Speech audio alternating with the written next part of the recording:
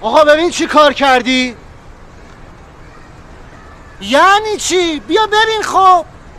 آقا خیلی خسارت دیده. خسارت دیده؟ آقا شما حد حاضر نیستی به ماشین منو نگاه کنی، حالا میپرسی خسارت دیده؟ من که عذرخواهی کردم. آقا عذرخواهی کردم یعنی چی؟ مثل که شما اصلا متوجه نیستی من چی؟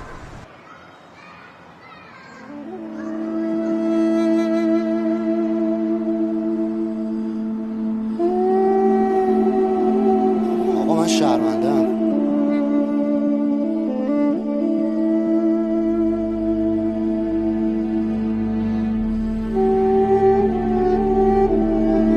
شریفترین اخلاق بردباری، تواضع و نرم‌خویی است. مؤسسه مالی و اعتباری عسکری